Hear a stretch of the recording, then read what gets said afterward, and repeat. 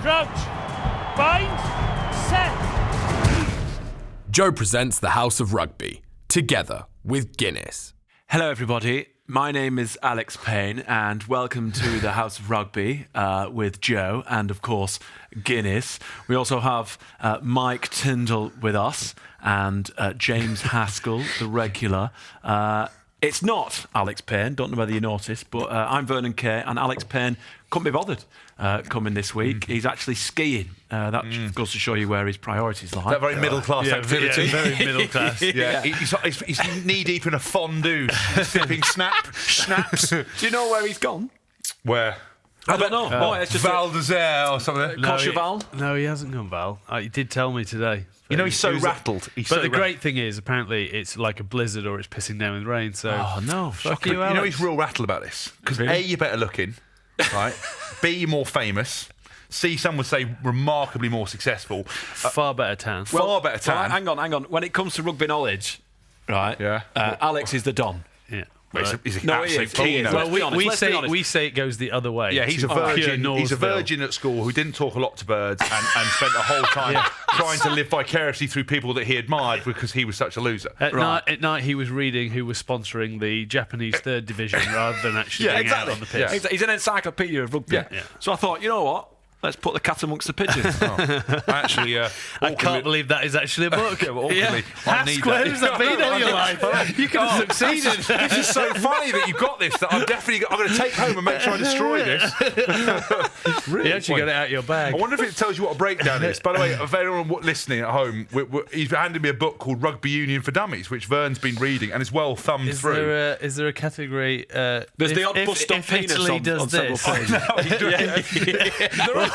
What to do if Italy does this? Wait, do you know what? There's a couple of attacking artistically. There's a chapter. The Blitz Defence. Lovely. Well, how's this? Lovely. Well, actually, that is a lovely bit of equipment you've got there. But thank you. But on a serious note, Alex is fully rattled that you've come into. Do you know what he's called you? He hasn't called you this, but I'm going to say that he called you. You're the cuckoo. All right, you've come into the net. You've come into the nest. Nice. Yeah. You're stealing the eggs. Taken over. Yeah. Well, this is the House of Rugby podcast with James, of course, and Mike. We've got a lot to talk about. But first of all, let's quickly talk about Christian Wade because he's been assigned to the Buffalo Bills in the NFL.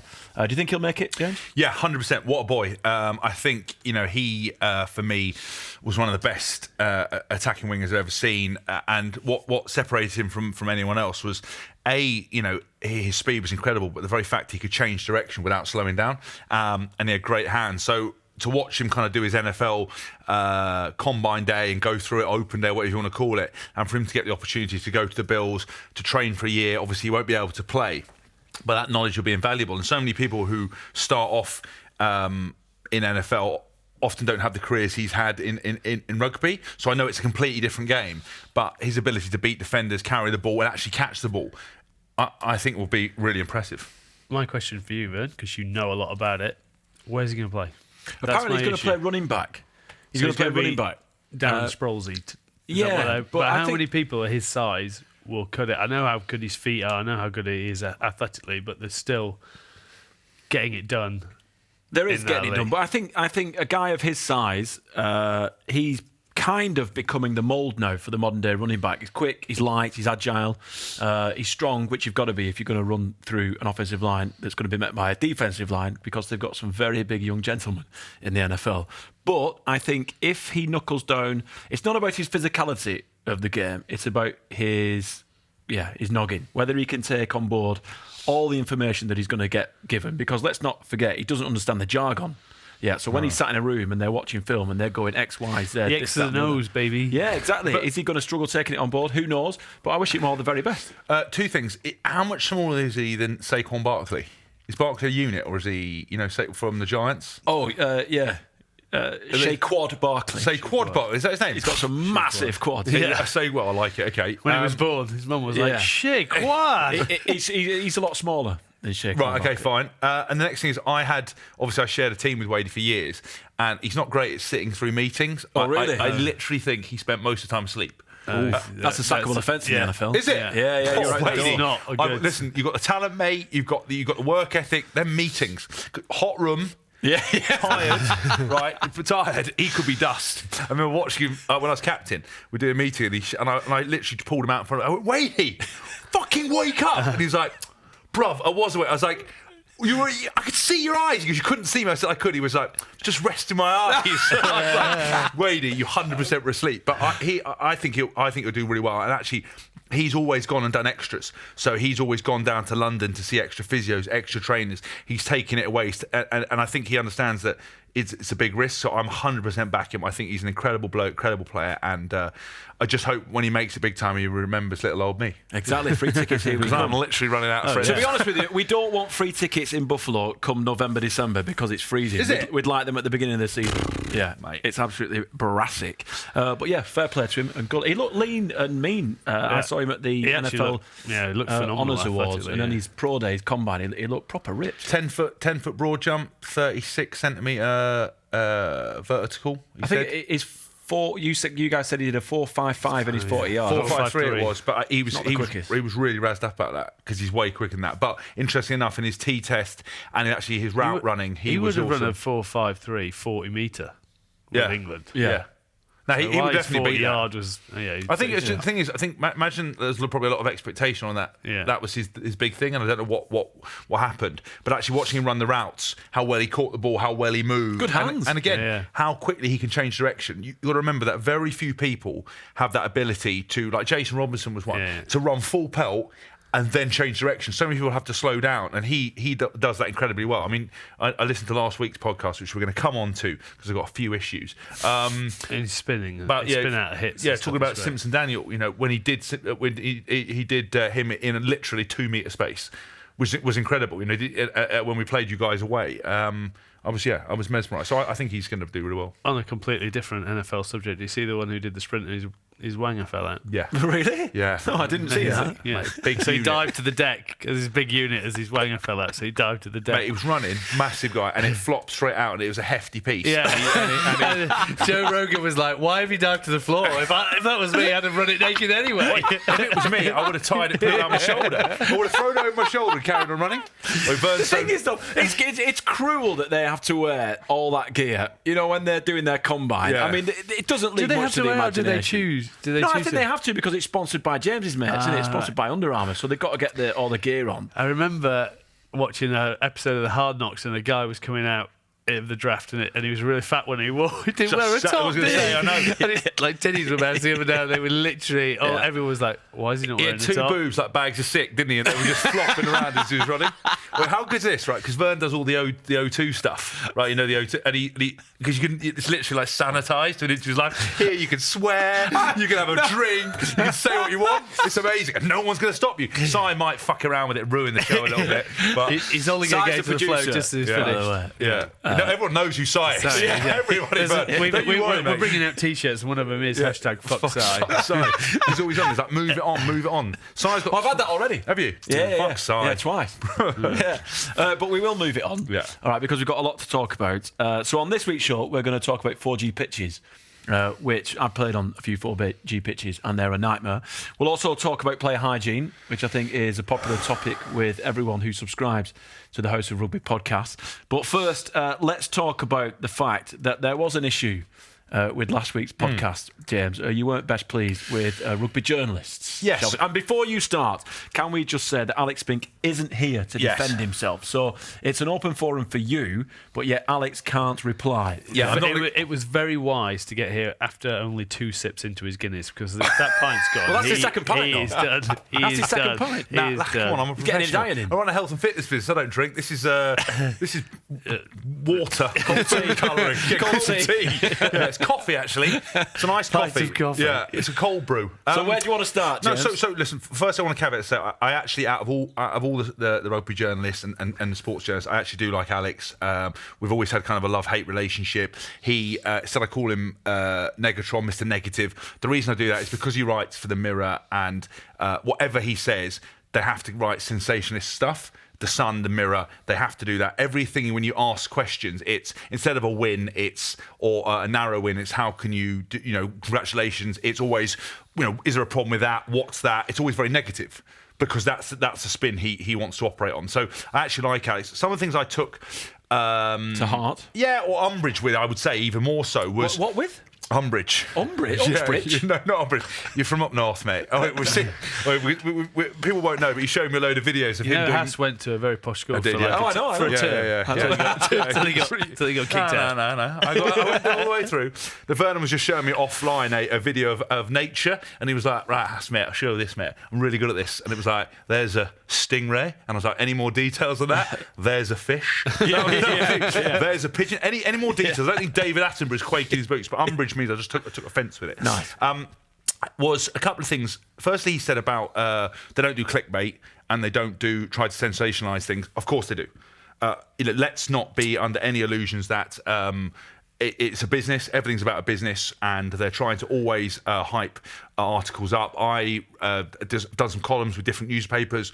I appreciate that the journalists don't necessarily write the headlines, but they're always sensationalist headlines to get clicks, to get views. That's what draws people in fairness. But stand by it. Don't say that you've got nothing to do with it, or don't say that, because sometimes in the piece, say you've written a column or done something. Again, this is not directed directly at Alex, but this is other people. They shoehorn stuff in. They put stuff in there to create spice, and I'm reluctant to be openly honest or do stuff because people will just add spice to create that sensationalist thing, and I just don't think it's needed. Yeah, I mean it's difficult because I do think what the rugby writers get stuck with is what we talked about on the show, is we got on with them for so long, and then there was a time where obviously things just changed in the media and more sensationalisation of what stories became more interesting than the relationship. They should have been. And the relationship we used to have, oh, come on, we'll go out for a few beers, this and that, then that immediately ended. And I still think the rugby writers separate themselves from the actual papers that they work for. They think, oh, look, I'm writing good pieces, but still working for a company that is trying to push it this way, and they write the headlines, which makes something look really bad. We talked about Julian Sarvia and the fact that he had a horrendous headline, but then if you actually read the piece, it's not a bad piece. It's not him being negative. And I think that's where they want the best of both worlds. They want to be your best mate and want to be invited, pick up the phone and ring me, but then they have to then live by what their paper puts out. Whether it's a bad headline, they're still responsible for that headline. And 100%. He was saying that they're going to change that a little bit. But yeah, I mean, we talked about, then Alex was like, well, I felt that, when I was sometimes doing it with Sky, I felt like saying to someone, why don't you want to speak to me? Sky are putting in all this money, and it's like, well, that doesn't get you the right to just ask whatever you want. Are you the kind of guy, James, who would read it and dump it, or carry it with you? I don't read them. Do you get told it though? Yeah. So by family members, we talked about another show. I've literally said, I had to tell my parents. I said, listen, you've got to stop telling me that I got a 4 out of 10 here, or Isn't it weird how people do that? But people do it all the time, don't they? I mean, you'll know from different stuff. Read something in Closer magazine. Like, what are you doing reading Closer magazine for starters? Tell me you were in the dentist and it was like a copy from 4 years ago. And it was open on the page. But it's that kind of mentality where they share that to you, and unfortunately, we still operate in the world, and it's now gone on to social media, where everyone believes what they say. It doesn't matter how much you reinforce social media is not real. Every time you reinforce that actually someone's opinion in the paper is not necessarily truthful in the modern media. People. I'm watching that Madeleine McCann documentary. 90% of what was written by those papers was absolute crap, and it turned out to be crap. But did they put their hands up and say no? You get an apology on page. Someone said to me, I did a thing the other day on another podcast, and they ran a story that was completely made up. You heard me clearly say something completely different, and I actually made a point of making sure, and I got apology and I got a retraction, but it was pointless because the damage has already been done. Yeah, it's out there. So there is no accountability. So that goes on to my next point. I think what I have to understand is that as a player and as someone in the public eye, I have an accountability for my behaviour. A journalist very rarely has accountability for what he writes. Well, they're anonymous. They're just a name.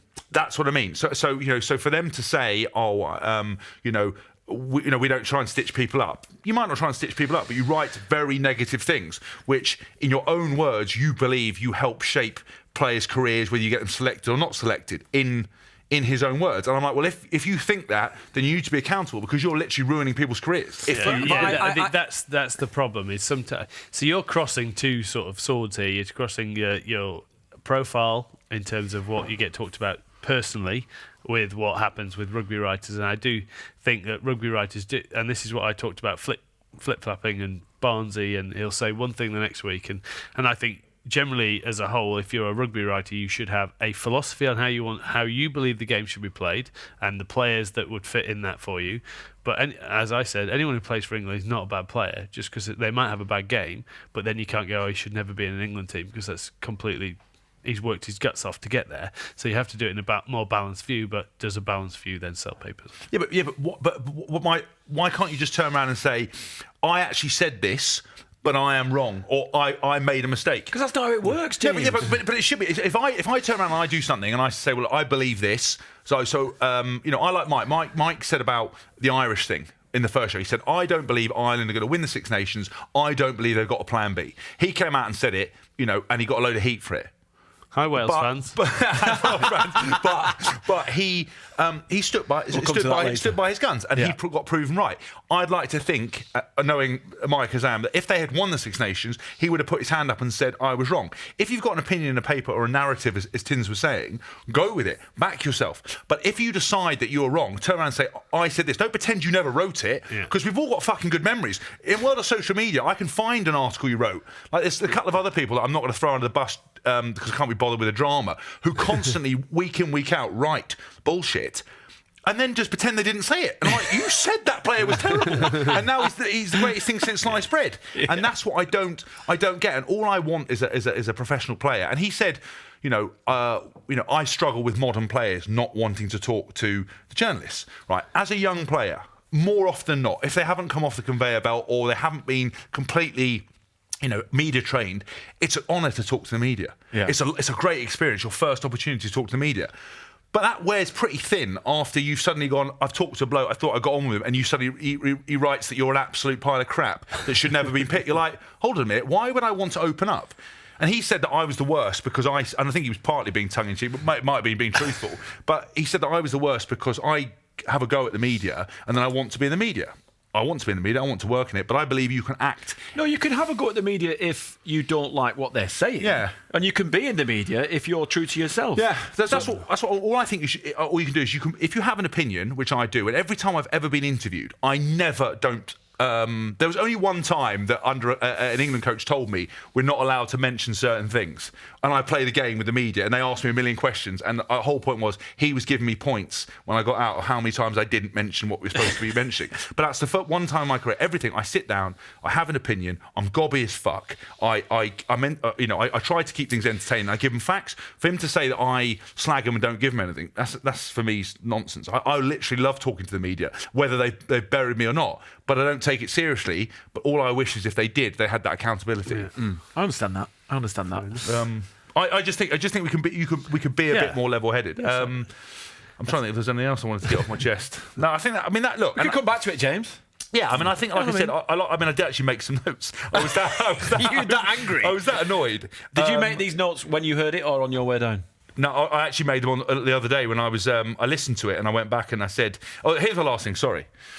So he said about now again, this separates the front paper from the back of the paper. But he said, camera phones and individuals are the worst enemy. Yes, everybody is a paparazzi now.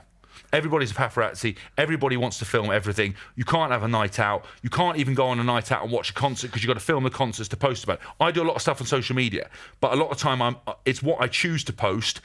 It's quite calculated. It's not like an accident. I haven't spent a whole time watching Carl Cox perform, filming him. I'm listening to it. I'm enjoying it. I'm not recording it.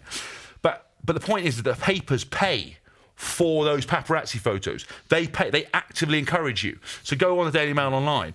After every video, we pay for videos. So for him to say that journalists... Have you got a showbiz story? Yeah. 100. Yeah, for him, News again, desk. This is not rugby papers, but I'm talking about the media in general, because for me, he was representing the media in general. For him to say that we don't want that, it's like, no, you've made... If someone posts a picture of me steaming, falling out of a club, it invariably might get a few retweets. If he doesn't pick it and run with it and actively encourage people to stitch people up and pay them for the stitching up, that side of the media will go. But now... everything. You see every time there's a disaster, the members of the public and other journalists going, they're doing Skype calls with Sky Sports News. I was there. Yeah, I was there. As the house is burning behind you. Yeah, exactly. They're like, I carried, and it's that for me is again, it's not a problem. Everyone's become a voyeur. Just here comes that tsunami. I'm not going to run. I'm just going to sit here and film it. Well, you could die. Yeah, but just own it. Just the thing is, as long as everybody understands, is the worst thing about any of these things is newspapers are trying to sell stories. They're trying to hype things up. Sports papers, especially red tops, have to cater to a certain audience. It's not the sport for red tops. Rugby is not the priority. They have to spice things up. They have to keep things interesting. But put your hand up and own it. Say 1 week I'm going to change my opinion, but be that. Don't sugarcoat it and say that we're something you're not, because that's where you get caught out. And all we want is, when we watch commentary of rugby games, is just a bit of level-headedness. Don't go, the bloke's an arsehole, he's taking that guy's head off. He didn't meet. Very rarely does someone mean to make a mistake. Very rarely does someone, want to cause a massive stink. You've got to have a little bit of compassion, but that's kind of going out of it. Anyway, we're done. We're rant over. Deep breath. Yeah. And can I just say, I'm glad that I didn't get involved in that conversation. Because the newspapers are awesome. But you Stop, James. Yes, don't drag it. Don't drag it. Let's move on. Oh, by the way, because we're going to talk about it later. Go on. Right, well, let's talk about... we'll go to 4G pitches. Yeah. Right, there are several 4G pitches out there. Saracens, played there, obviously. Yep. Newcastle, Worcester, and we've got Munster, Glasgow and Cardiff Blues all have 4G pitches. Now, when you rock up to the stadium and there's a 4G pitch, you're fully aware that there's a 4G pitch. How are you feeling, Mike? Well, luckily, there weren't many when I was playing. I only got to play on Sarries. There was only one stand we used to play at. Wait, you're welcome. You're welcome. Where's Basil Brush? Where is he? Boom. I played one. When shorts were shorts, James. Exactly. If they didn't ride up your crack, they weren't shorts. Split your nuts. One on either side. I only played. So we used to train on it was 3G at Gloucester, which I didn't mind training on because. Is 3G the one with sand in it? No, it was still. Is it still rubber? Yeah. Remember the old school one? Yeah. No, that's AstroTurf. Yeah. Oh, is that AstroTurf? Right. Yeah, I know what you mean, because that's probably like 1G. Yeah. Half a G. Yeah. It's like hideous. And we used to train on that, and I didn't mind it to train on. But then some of the big lads really struggled, even if you're doing a 30-minute session on it. But then I played a half at Sarries on my last year in 2014, and the day after my knees were killing me. So it's just so firm. It's not easy, and I wasn't a big fan of it. If it's really dry and it hasn't been maintained very well, you just get burns all over the place. And then you talk about hygiene in terms of that. Everyone's sweating, then you got burns. Everyone gobbing on it. Yeah, and it not disappearing. Yeah, so it's look, so Gloucester have now got like a hybrid where it's grass, but then it has like synthetic grass. Yeah, the majority of modern fields are like that, aren't they? It's real grass it's plastic with real grass stitched in, a bit like your lid. Let's be honest. Oh, here it is. It's coming. Say goodbye to Vern. It's the last time we were doing House of Rugby. That's when he retires. That's going in. It will be. They're cultivating it. I'll be a 1G. I can only afford that. I'm not on your cash. Dripping with sand. Wait, no, I'm going to get a spray paint. That's it. Actually, when he rubs it through, it is like sand coming off. But I think there's another name for it. Classic. I think the duos, what are they called?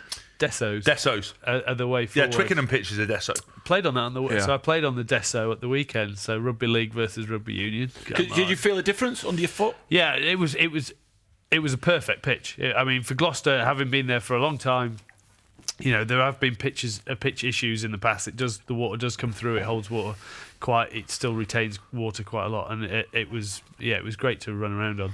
So and we beat the leagueies. So when you're playing, what are the main issues? Is it those hideous burns? Is it your footing? Is it the fact that if your head goes back? Is it harder than... I mean, surely a winter's morning on a grass pitch is just as hard. So I would say there's a few things. I've actually been quite lucky, probably because I haven't played very much, is that I've managed to avoid playing too much on 4G pitches. I've actually not personally had massive problems with them because I think I've only played on them twice or three times. My biggest issue with them is that they, like a lot of things we talked about, I think 2 or 3 shows ago, just somehow got cleared like players, I don't remember players ever getting said we're going to change all these pitches. We think it's a good idea. We're going to roll all these out. I don't think it's players. I think it's usability in the community that it mainly comes through for. Fine, but then obviously if you're going to start adopting in the Premiership when it's against the norm, is that it's the burns. It's the burns that I have never seen anything like it. Like the boys, one guy. A whole side of his legs completely skinned. So obviously they're the burns that won't heal. They'll just keep opening up. And he burnt all of his face, right up the end of his on his nose and his face. And that was, and I think there's about 6 Saints guys who had it on them. I posted, and this is how I know it's rubbish. I posted something about one of the guys' burns right up the side of his leg. I've never had a response like it to anything. No shit banter from me, no topless photos, no nothing. I must have got 300 messages into my Instagram box saying, crap, agree, don't want it, these are terrible, sending me pictures of people's injuries. And, again, I want to be very careful because I'm not into fake news. I was told, and you might need to look into this, that they have done active research that these pitches lead to more injuries. Now, no, they don't. I'm going to stop you there. It doesn't increase the volume of injuries. What it does do is increase the severity. Because if you think about, I've got one in my mind, Scott Britz when he did his knee. And it was nothing. The problem is there's no give. There's no give in the... So sometimes if something goes wrong... In the rubber bits, is there? You're on a normal pitch, your leg might just extend a bit through the nature of the turf. Whereas if it grips, your knee suddenly just goes... Whoop, and it's gone. So I reckon knee and ankles are and then just the pounding is the... I don't want to... I actively try, especially on this show. I swear a bit too much, which I apologise for. But I don't try to be controversial. I try to tell the stories. Whoa, say that again, John. No, I don't. I try to honestly. I don't. I try to tell. The stories and be always honest and have an opinion. Yeah. And I was blown away by the fact that these 4G pitches were as unpopular as they are. That I don't think any Premiership players I know or have spoken to, and I might be completely wrong, but certainly the input I've had, everybody hates them. And I don't understand why they're still a thing. And the very fact that it's showing that there's the more severe injuries are caused. The irony of it. Sorry, Mike, but quickly, Saracens, Newcastle, Worcester, Munster, Glasgow, Cardiff Blues. What do they do with their pitches when they're not playing rugby? Are they five-a-side pitches? Or, they're supposed to be let out to schools. I think when Sarries went through their planning, it had to be that they give back to the community in terms of kids and getting them on there. They gave all their players houses. That is not factually true. That's not factually true. I apologise. I'm really sorry. Fake news. I was lying. So that is the question. Because that's a secondary source of income for the team, isn't it? Yeah. If you think about it that way. So there's the long-term investment in the pitch itself. You don't have a groundskeeper. You just got one of those little buggies that come around. But didn't they find out you need one? Sprinkle but they said that. So they said you don't need a ground. You don't need someone to look after it. I can't remember which out of those teams didn't have the groundsman, and then found out you do need to look after them. The amount of rubber that you have to repeatedly put on it is a lot, and if you don't maintain it, most of it ends in your shoe. But that's where you end up with the burns. If it's not treated properly in terms of keeping the amount of rubber to the right level, then that is when you get the burns. And they found a few people were like, we'll leave these, and then it went horribly wrong. And to be fair though, again, someone like a team like Saracens, I haven't spoken to a lot of those lads. It was just more across the board that I got that reaction, and I don't know. Maybe it's an interesting point to bring up in the fact that there's just been that conference in France or whatever it was called about where the game's going. Should we get rid of the jackling? Should we get this? There's too many rucks. There's too many phase play. And the whole reason why we started putting 4G pitches in, because it made the game more high intense, more tempo. People kept the ball in hands more. The footing was better. So you played more rugby. So hang on. So is then the 4G pitch actually being detrimental to the game itself? Because now you're saying we're playing too many phases. Maybe you need natural pitches so that maybe a few more handling errors or whatever. It's a really weird place for the game to be in at the moment in terms of how all that's going to settle. The dust is going to settle on that, because I prefer to watch the game now. I don't want really 4G pitches. I far prefer a good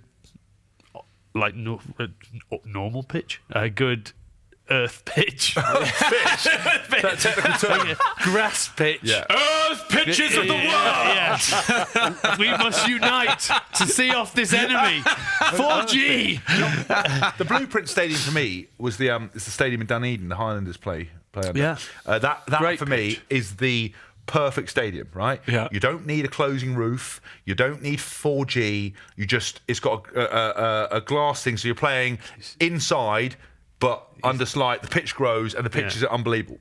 I just don't understand. I know they're expensive, and I appreciate that. Well, I'm not saying that, but if the pitches are installed by like these teams that we've mentioned several times, and you know you're going to play on one, why don't you wear like tight gear or like leggings or whatever? Can you do that? Is that a possibility, or it's just We are real men. Yeah, You know, that is one of the weirdest things. But you were complaining about burns, and you say how horrific the burns are. Yeah. Surely you can play wear about something burns to or prevent them. birds. Birds. Yeah, fine. I wasn't going to play about birds. Max, Yeah. I think there's two things which are really interesting. We don't play. You know, you said about freezing day in the snow. Yeah. Right? It'd be really simple to put on some leggings. Nobody will do that. I think there's like a couple of wingers who have ever done it. It's always the wingers. And even they got looked at like they were terrible. And there's another fact that, and that just shows you how stupid people are, that they would rather be cool than anything else. You know, in the NBA, the free throws, right? That obviously everyone does it overhand. Underhand, the chances of you getting it are so much more than overhand. Like, the statistics are ridiculous. And it was proven, and this guy went to a few NBA teams and showed them that this is the way to do it, and you won't miss it, and your score percentage will go up, and you will win. And they refused purely because it didn't look good and wasn't cool and was submitting to something they didn't want to do. So that's just professional sports. It doesn't matter. Right. Nobody's going to wear full arm hands, full arm leggings, because you just never live it down. Right.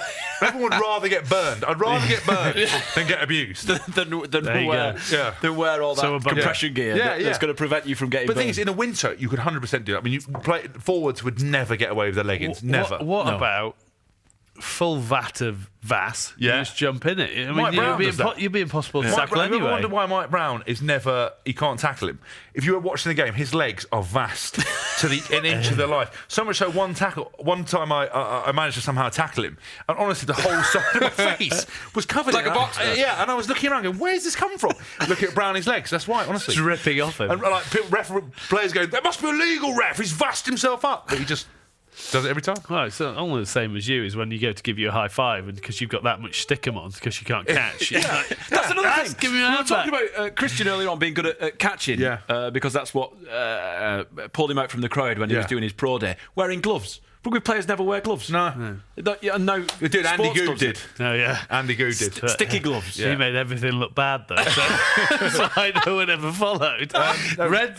No one wore red lycra shorts anymore. So or you're gloves. saying that players won't make the game more simple for themselves because it doesn't look cool? Yeah.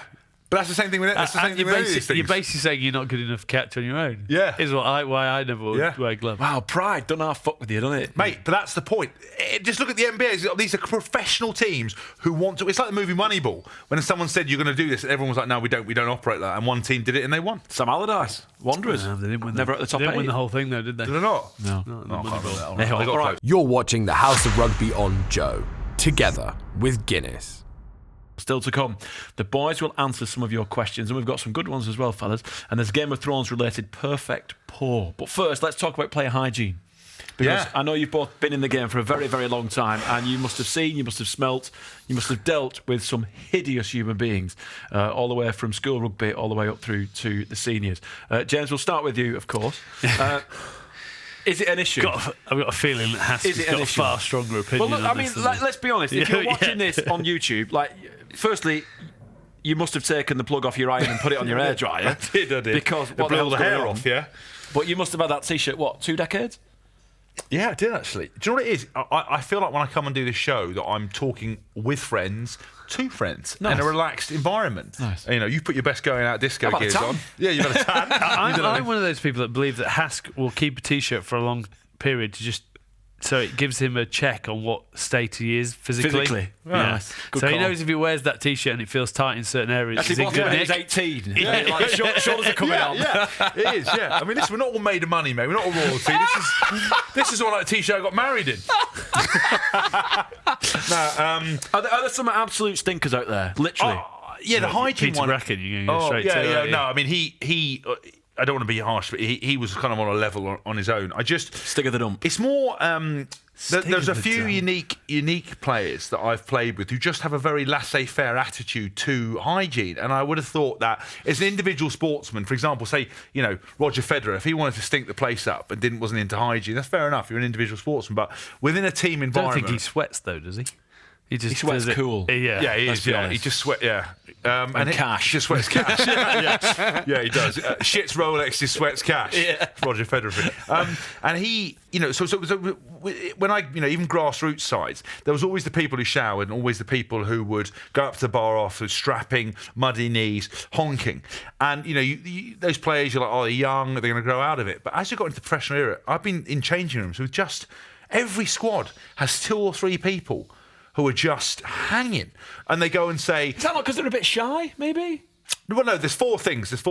Right. Firstly, he has a list. I have a list. Well, I've just made that. There might be 3, could be 2, could be 5. I said 4 things to plug out. It's the people who go and shower, right? They shower with water only. Don't use shower gel. Don't use anything else. You're not getting clean. You're just washing the water and the mud and shit around. People think that's the thing. I'm having a shower. Don't use any soap. Don't use any scrubbing device. Hang on. Yeah. So when you go to, let's say, an away stadium, is soap not readily available? Not often. Showering facilities, again, in professional rugby clubs, professional training grounds, are toilet. Bang average. And they are full grassroots shower setup. Yeah. I mean, the best bit at a club that I'm not going to go into too many stories, but they had toilet showers. Toilet showers? No, toilet showers. You can't try and hide the club when it's basically why Elliot Daly's left the club. Well, the best bit is that a family of, I think the appropriate term is travellers. Shit, you can't say that, but travellers came in and got in the change room, started taking their clothes off to go into the shower. And we were like, what are you doing? And they're like, oh, we always come and use this. We're like, you don't, get out. But the showers weren't. I mean, to be honest, I wish they had gone in there because even they would have complained. They used to wash. Hang on, Wasps training facility. No, I didn't say that. Sorry, a rugby club that you've been affiliated with. No, a rugby club I may know. I've seen. They have a training or changing room facility that's open to the public. It's like a Lido. Let's put it this way. These people walked off the street and came in. And there's a security issue there, James. Yeah, you could say that. But that's essentially one part of it. I won't go any further than that. But essentially, they came in to do that. So what's marketing tool? Come and share shower with players. Yeah. Well, maybe not a bad idea. But there's a few people who would bid on that actually. So the washing underwater, not using any soap and shower gel. Yeah. The other one I find very odd is showering in your pants. That is probably down to a shyness issue. Well, I'm going to tell you a story about my mate Brendan, right? He went to play, he's a senior Sunday League football player, and he was playing with the youth team, or the younger lads, and stripped off, and they went, what are you doing? I'm having a shower. You perv? Because he was naked. Oh, really? Because he was naked, and they all got in their pants. So they all showered in their pants. So maybe it's a generational thing. Maybe. Well, maybe we'll leave that one, but I do find that a little bit odd. Yeah. I think number 3 is just not showering at all. And then number 4 is just the application of zero deodorant. Not at all. Just absolutely. So you've woken up in the morning, you've decided not to shower, you've probably brushed your teeth, you've come in and done a gym training session, you're honking. Absolutely honking. Yeah, but hang on, dude. Ben Cohen never brushed his teeth. Sportsmen are famous for their kit bags. Surely. Footballers are famous for their Louis Vuitton wash bags. Do you not have a fanny pack? I've got a George of Asda wash bag. I don't have a fanny pack. No, my thing every morning is I wake up, I brush my teeth in the shower. A bit of an odd one, but it's actually kind of the perfect crime. Does Chloe know you do that? Could never do that till I had my nose straight and I'd die. Couldn't get any air in. but I don't know. It's just quite easy. You wash everything away. It's kind of the perfect crime. He needs to get a lot of water to get those things. They're big teeth. They're like horse teeth. But it's when you do a jet wash. Just inside of his. Get a cartridge. You see shark's tail. Bring him in. If there is a big fish that can come and swim in my mouth and clean it out. But anyway, I'll commentate on that. Here's a big fish. What type of fish, Vernon? Oh, it's just a big fish. It's a big red fish. Big one, James. It's coming in. So I go in the shower. I wake up in the morning. I go into the shower, brush my teeth, have a shower. A little bit of aftershave, nothing too aggressive. Do you step out for a pee? Always, yeah. You don't piss in your own shower. Gentlemen. And then I go for a wee before I go in the shower. And a deodorant. You're classier than I thought. Classier than that dishevelled beard suggests. Deodorant. Yeah, but I haven't been to my man. I haven't been to my Turkish man to sort everything out. I'm a bit dishevelled. Does he do your ears? Does everything. Ear hair, nose hair, nose don't wax. Get him started on waxing well, here's a question. Have you ever seen anyone, once they've finished the game, they know they're going out that night, do a little manscaping, personal grooming? Not in the changing room, but there's a few lads. There's a couple of lads who look like the last chicken in the shop. They've gone in there. Well, there's a couple of guys as well who do the full Veet setup. Or behave. Oh my God! Like, have you read the reviews on Amazon Online for Veet? No. Oh, please! I'm just going to take a deep breath. Hold that thought. Listeners, viewers of Joe's House of Rugby podcast, please, if you want to laugh on a train when you've got some time, just look at Veet on Amazon and look at the reviews. I'm in it. All right? One of the best. After applying Veet to my genitalia, I then spent the following 2 hours with my testicles perfectly submerged in a tub of raspberry ripple ice cream. Mate, if you go overhand with the Veet, you can really get yourself in trouble. But there's a few lads who are into that kind of thing. But I just don't get... I just don't get the understanding of where you come in and you just don't brush your teeth, or you don't... And it's more than... It's not just one player. It's a lot of players with this casual thing. And there's one guy who was really super intelligent. And sometimes, weirdly enough, lack of hygiene and academia go hand in hand. Messiness, their mind's very clear, but they're very messy. And he would play a game... and he would come off the field still with his strapping on, still with his clothes on, all the mud on. He would go to the after-match, he would eat his food, and then he'd put actual food like sausages and beans in his pockets and eat them later. And then I think apparently he would wait 2 or 3 days. Then he had a lady friend that would bathe him. And he would keep the strapping on and keep the mud on and everything else like that. And he absolutely honked like one of the worst things you've ever smelt. Sounds like a fetish thing. I think he needs to see a psychiatrist. Yeah, but honestly, there's a lot of young players as well that just don't realise, and I don't understand, because there's a few players I know who get unbelievable birds, but their hygiene is at an all-time low. Really? Oh, and they get worldies, and I'm there. I just can't get. It's the alternative song to Aladdin. That one, on an all-time low. yeah. Well, all right. Well, you must know a few people who've done Yeah. Mark Regan had the worst. I mean, his hygiene was fine because he always wore Armani, didn't he? Armani, innit, lover? Yeah. Excuse me, love. Armani. It's spelled A-R-A-M-A-R-R-A-N-I. Armani. He used to. He had to pee as he was going out, so he'd just pee on the floor of the changing room as he was walking out. That's a bit strange. But is there anyone who's gone over the top hygiene-wise, as in they literally OCD. Are so clean, like they're doing the nails at half-time? Is there anyone like that who's like goes and has a shower at half-time? I know somebody calls his missus at half-time. That's not getting clean, though, is it? No, but that's just a side story of what you do at half-time. Right. I mean, that's enough, mate. People who listen to this will be blown away, but yeah, legit. And it's like text and call. You're like, sorry, I really don't think you should be doing that. My best half-time story was when we had our racehorse, and it was running the Welsh National, and we were playing London Irish that day, and it was 40-1, so I'd put my bet on in the morning, and I think I was captain of Gloucester, and I was like, look, I'm not looking at my phone the whole day, shut down, it's off all day, because we need to win. We weren't doing that well, we need to win this game.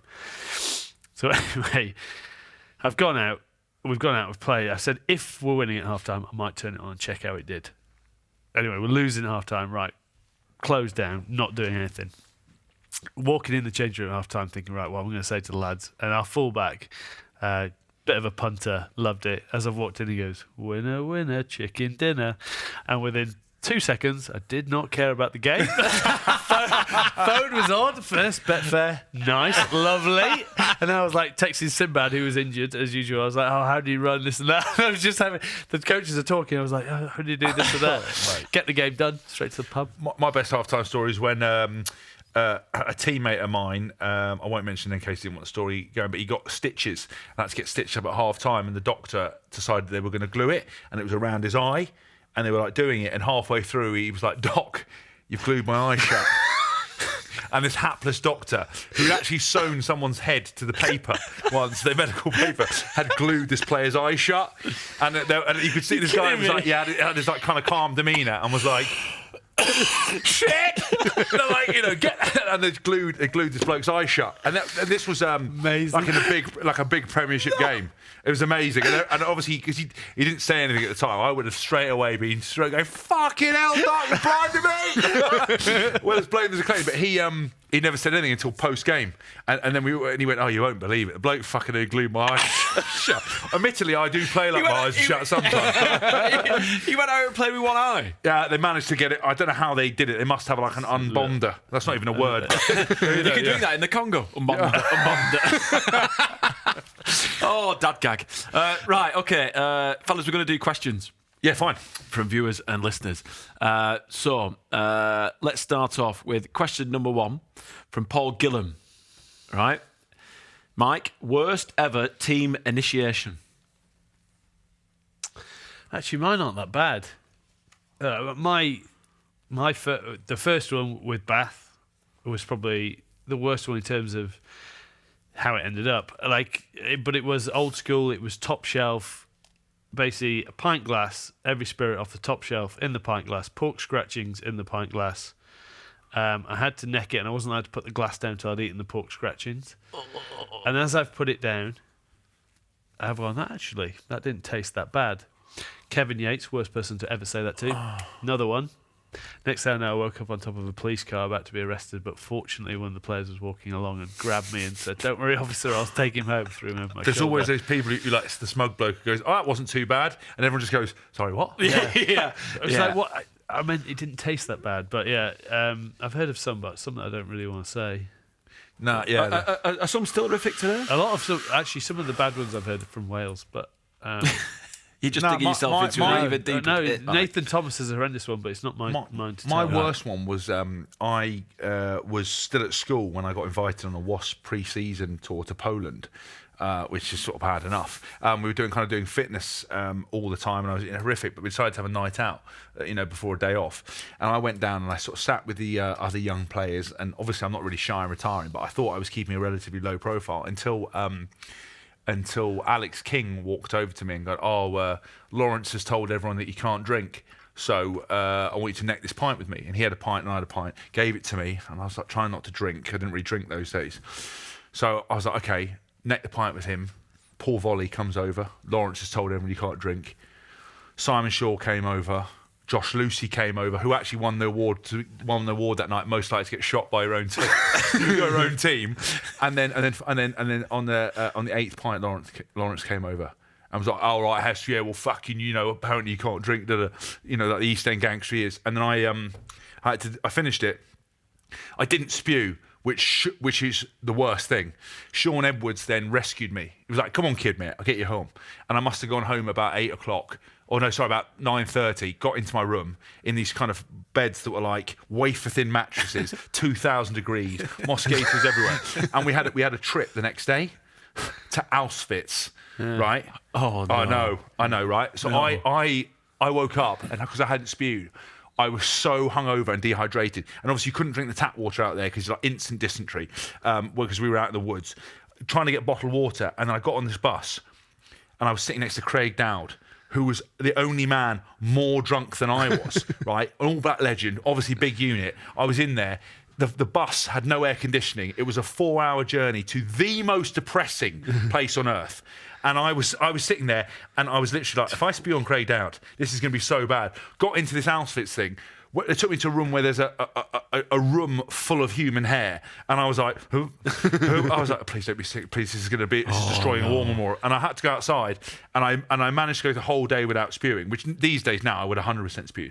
And it was the most depressing, worst, horrible experience of my life, and I've never got over it. In one of the most horrific places in the world. On one of the worst places. 4 hours there, 4 hours back. I just started to feel better when I got back. The alcohol demons won't let you get out of that. Mate. The beer fear afterwards as well. Fear, yeah. Well, the fear of sitting next to Craig Dowd, who was like elbows in, who didn't care about anything. And the bus had no air conditioning. I was like, please, Mr. Dowd, can I lie on the floor of the bus? And he was like, yeah, you can. I was like, okay.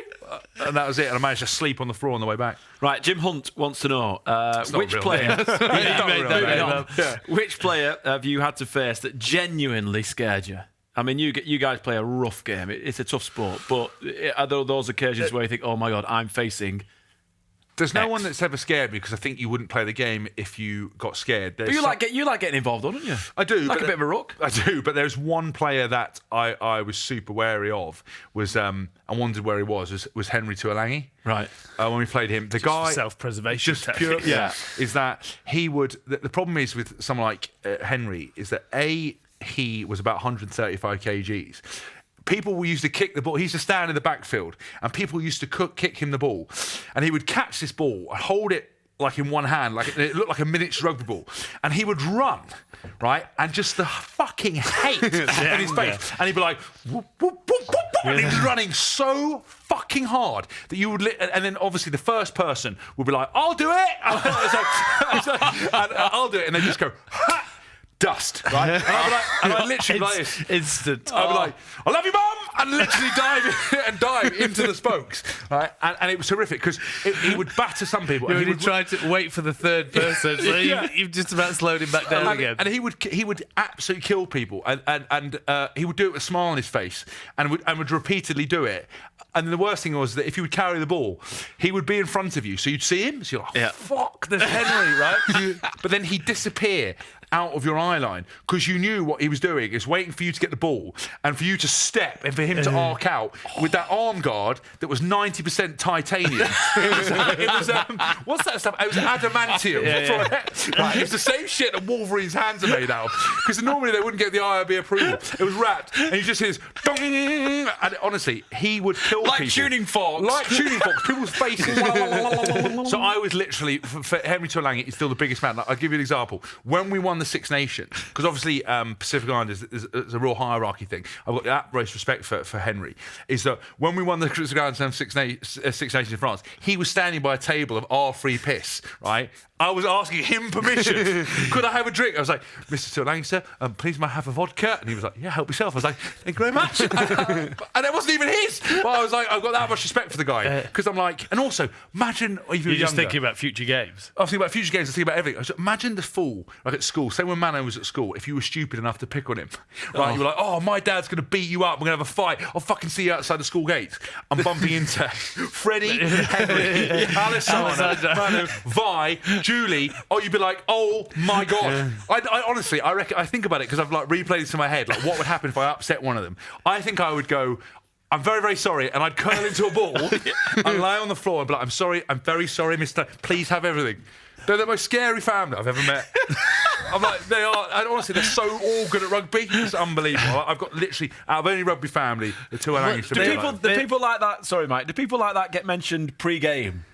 Like, who's got the balls to face up to him? Who's going to go in first? Well, yeah, but you normally look at your 10 and go, well, you're 9. Stop box kicking the fucking ball to Henry. Kick the other side. We would go like that, going, where's Henry, where's Manu? Right, or Alessandro? Yeah, we're probably going to kick to that side of the field. That's why when you played Newcastle, you had Alessandro on one wing and Snotty on the other. You're like, oh my God, because he's another one. Snotty, he's got he runs like you've done something to a member of his family. And he's got the best bit. He literally runs. Boom, but the worst thing is when he jumps in the air, he does like 15 movements in the air. And you're like, I'm mesmerised. The best thing I've got a head wobble and I get a neck spasm and I fall over. That's it. That's all I got. Christine Shaw wants to know the best player you've played with and against.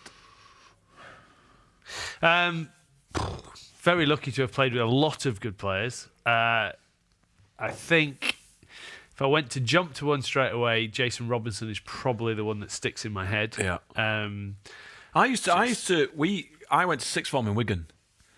Right, back in I was in sixth form from 90 to 92, and there was a pub called the Bee's Knees, which is slap bang in the centre of Wigan. Like that picture you're painting, both of you, spot on. right. It's absolutely spot on. Where it's pies and pints. Amazing. So you get black-eyed peas in one corner with 2 slices of butter bread, and then you go and get your pints in the bar. And in the back, Sean Edwards, Jason Robinson, Martin Afire, Andy Farrell, the whole gang sat at the back, just like kings, especially in Wigan. And it was pretty awesome. Pretty awesome. Good memories. Good story, bro. I always remember they used to travel over to Wakefield on a Monday night because it was 10p a pint night in a place called Rooftop Gardens. 10p. Literally, you were sick for days afterwards because it was just basically the dregs that were in the bottom that they reused. And the amount of fights, because when you walked in, you paid a £5 to get in, and you got your plastic cup. And if you didn't have a plastic cup, you're going to get served. So people, obviously, the more pissed they get, would leave their plastic cup around. So thered be a fight over whose plastic cup. So there'd be brawling all over the place. And again, they'd have this little corner by the stage. I actually saw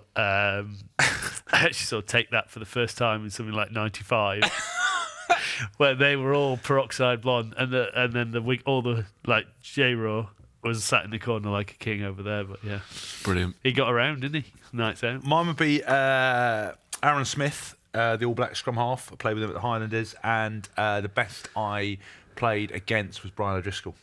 I remember that we played Leinster away, and he got a ball. He was running at Tom Voice. He chipped Tom Voice. He ran round. He volleyed it over the top of someone else. Ran round, caught it, and scored. And I was like, I might as well give up. I was like, I wasn't the best to start with, but this is unbelievable. Best player I ever saw play, Drico, was obviously there's very fortunate to have seen loads of Rabini Thauthau Mbuka was literally. I've never been on a field playing against someone and as they're watching it. Yeah, running back underneath my sticks going. He literally beat someone, ran over someone, then our fullback, Ollie Morgan, dislocated his shoulder trying to tackle him, and as he's going down, he's thrown an offload through his legs to the fullback who's supporting him, and I was just like... Wow. And the worst thing was, he was about 5 stone overweight. Literally just go back and look at him. And they had... Before the game, they'd had to send officials over to Fiji or wherever he's from to find him. Because he'd just gone home, and they pulled him back, and literally his jersey was stretched out here. He looked like a roundabout, didn't he? Yeah, literally. As you would say, a melted wheelie bin. Oh yeah, but you wouldn't argue with it because everyone's getting into him pre-game. Literally, all the guys pre-game were going, "Have you seen the size of how fat the winger is? What a joke! Let's run at him." Don't do that. No. There is one clip. I remember just talking about stupid game plans. I remember we were playing All Blacks once, and they were like, "Oh right, we've got this plan that we're gonna, we've found a weakness, right? And it's between the tail of the line out and this thing. We're gonna run people down there, right? And they showed this tape, and it went. And Jerry Collins came round, R.I.P. came round and hit this bloke, right? And it went. We're going to run this move so Jerry won't be there, right? They hit this bloke on the video. The video played on, and the guy was still on the floor 6 phases later. 6 phases later, and we're all like, sorry, what? And they're like, yeah, no, we've identified a weakness. But like, no, the guy's dead on the thing. But obviously everyone's going, yeah. And he went, no, because what we do is we're going to do a move, and he's not going to be there. I was like, but what happens if he is there? And honestly, the guy was literally, he managed to roll himself onto a stretcher as he was carried off. That was the grand plan. So don't ever, when coaches go, look at the size of that bloke, or he's not dangerous. Absolutely battered. The most lethal. Yeah. Never underestimate anyone. They won't imagine it coming. Yeah, they won't think they're stupid enough to send someone down there. Yeah, they'll never do it. It's like out of Blackadder. Yeah. They won't do the same plan they thought we'd do in the last 50 times. Walk very slowly towards the enemy. That's exactly what they thought. Yeah, that's exactly what the enemy won't think we'll do. Aaron Bryan, hi Aaron. He wants to know who's the worst social hand grenade you know. Worse. You almost looked at me. You were going to say me, but then you realised that I'm not bad on the piss. No, you're not. James Brooks. Is he that bad? Is he? Why? Hank. Why? He turns into. He's got. We mentioned him on another show. He's got an alternate Hank personality called Hank. Right. That he transforms into. There's a few actually. There's a couple of guys called there's Walter, Hank, Frank the Tank. We had. It used to be a guy called Martin Purdy. I'm breaking down all the stereotypes of a rugby player. Yeah. No, but honestly, the weird thing is that because a lot of rugby fans went to university, they associate professional rugby with what they saw at university rugby. Like I never had to drink, weird pints of sick and other bits, and drink gallons of milk and do all this other weird stuff. Some of that's permeated into the professional game in a small degree, but. The stuff that they're used to is not what happens. We don't get on the piss like that. But there are still a few people that get... I'll tell you what was good. I was there. I witnessed it in Ireland 2 seasons ago. England, when we won the Six Nations, but we lost against Ireland. And then we went into that nightclub that was above a nightclub. Crystals, Crystals. It was a weird place, by the way. Billy and Mako.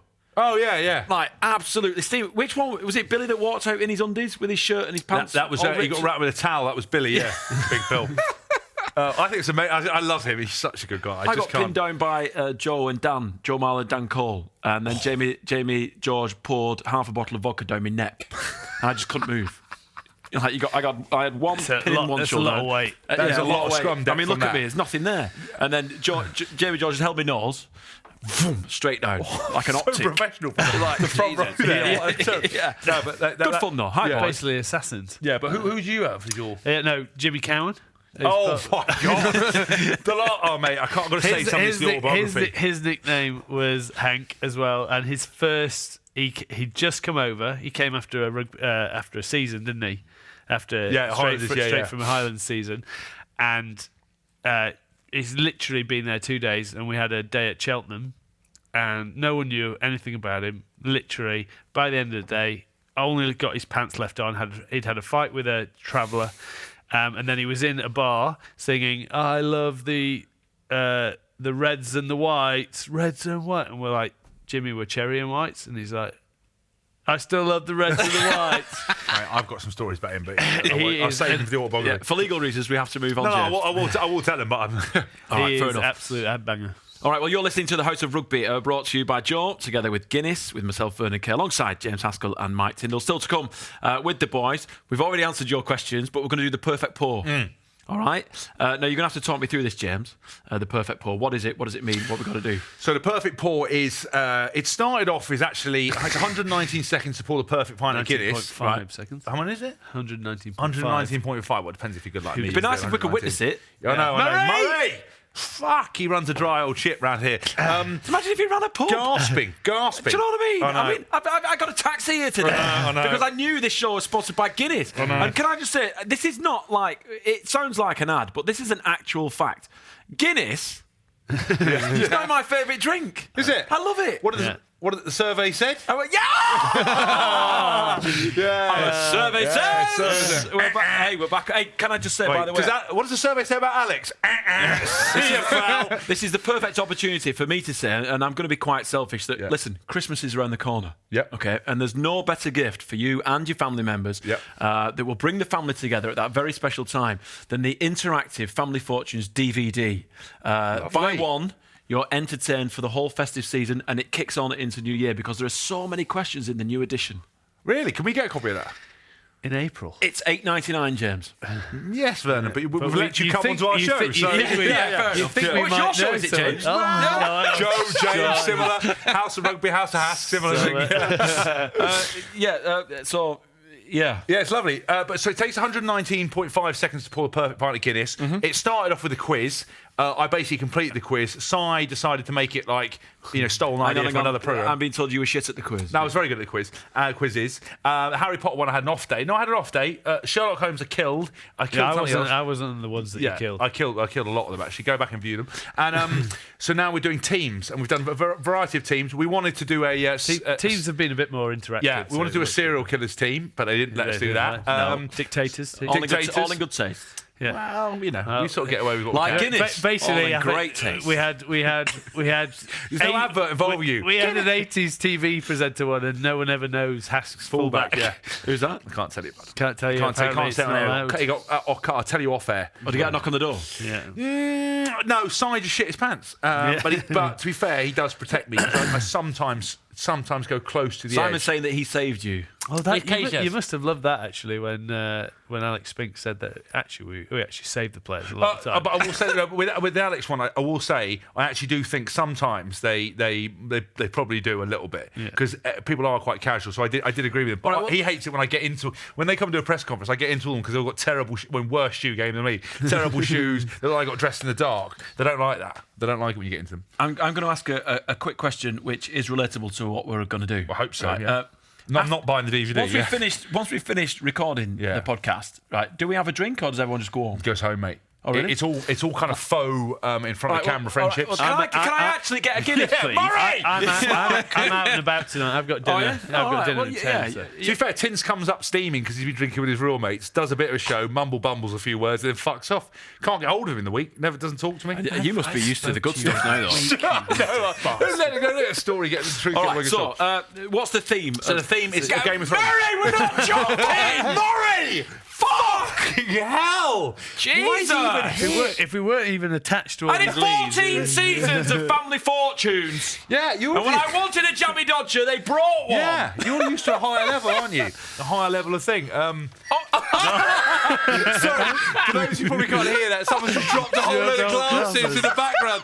Someone's literally shit themselves in the background. No, so this. Murray, I'm only joking. Love you, really. We're doing Game of Thrones. Yeah, we're doing Game of Thrones. Team. So you've got 190.8 seconds, was it? Yeah, 190.5 seconds for the perfect guy Guinness, which is very lovely. I've actually, since I've done this show, I used to like Guinness. I've become addicted to it in a really healthy and responsible way. It makes your poo even blacker.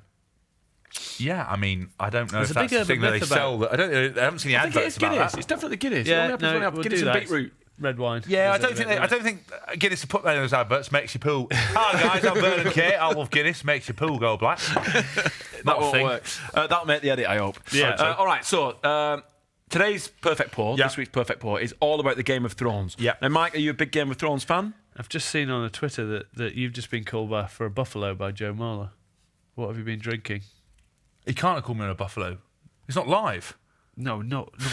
I'm assuming. I was about to say, if House of Rugby's live, we're in some serious problems. We're never going to work again. No, they've already done it. They've already put it up there from now. And as he's if called he's you on a done that. buffalo. Oh, crap. Oh, and he's got you back to rights as well. Murray, bring 2 for James. Oh, what a balls up. We'll have to do that. Joe Marler's just called a buffalo because they've international drinking rules. Look it up if you don't understand it. And they've caught me drinking with my right hand, and it's left-hand drinking only. You guys are crazy. Man, jeez. All right, so the perfect pour this week is all about the Game of Thrones. You've got 190.5 seconds to give us your perfect pour. Game of Thrones based. Who's going to go first? You toss a coin? No, I'll go first. All right, James always. James, you go first. Okay, so number 1, I've got Ned Stark because he's got a loose head.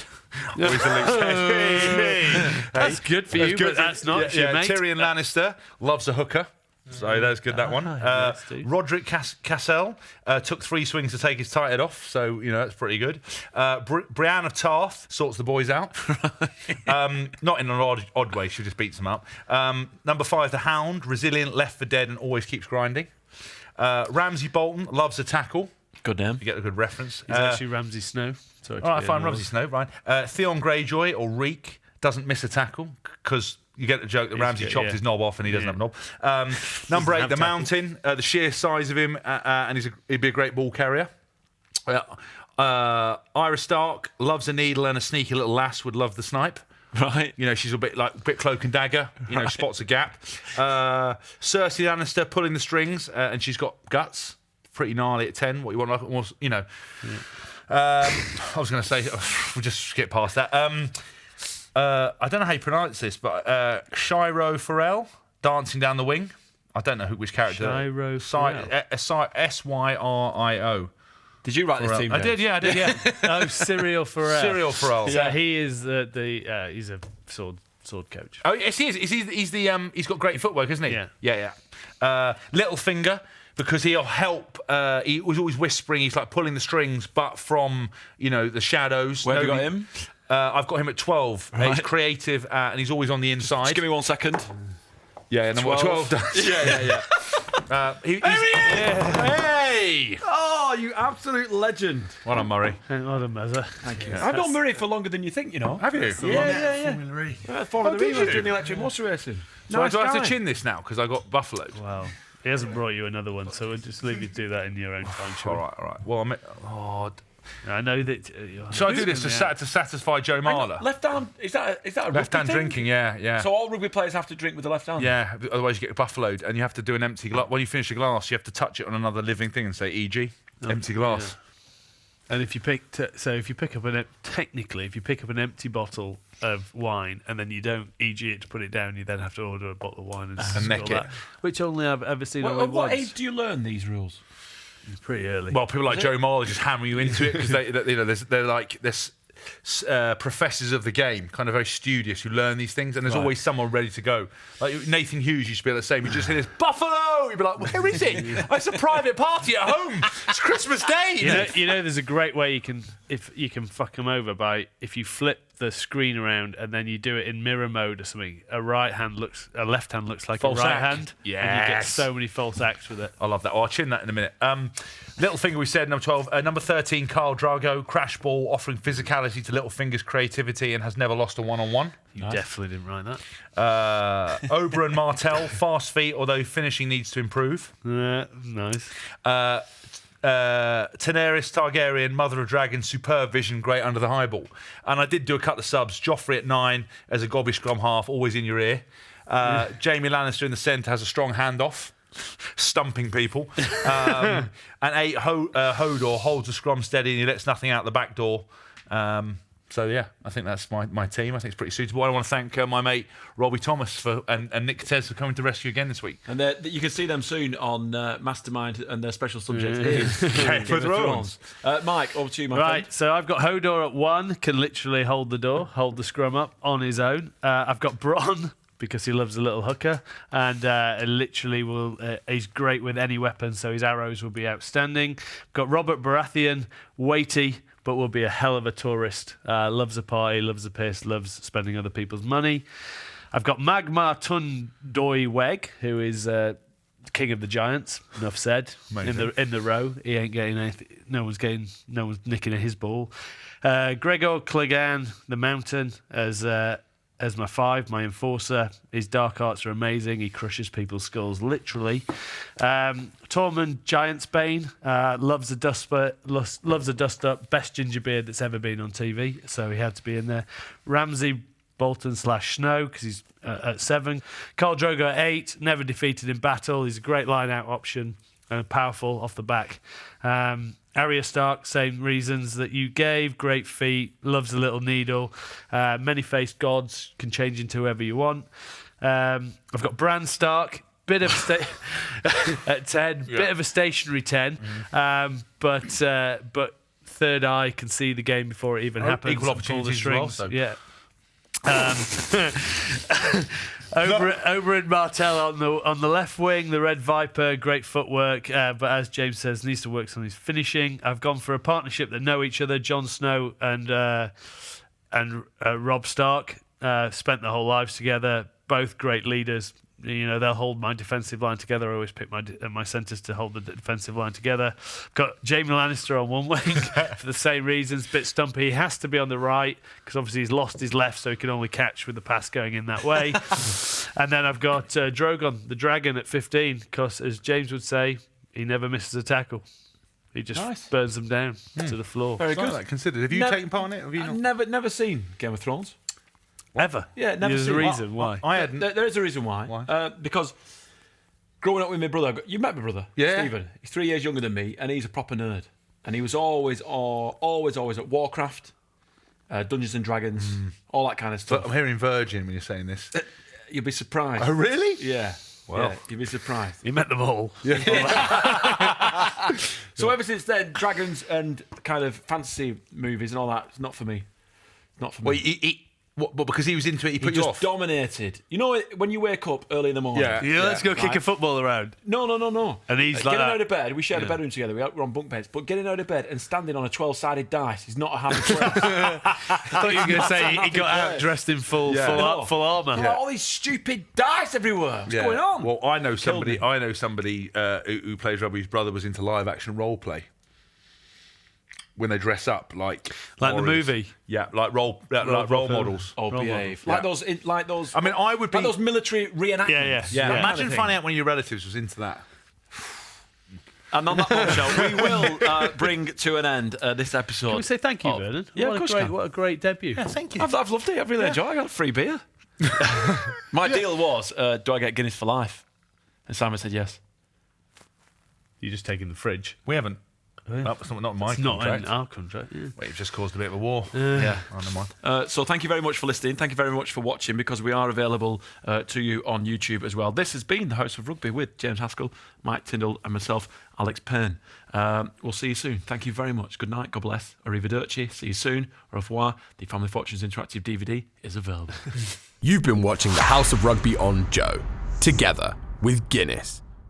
Drink responsibly. Visit drinkaware.co.uk for the facts.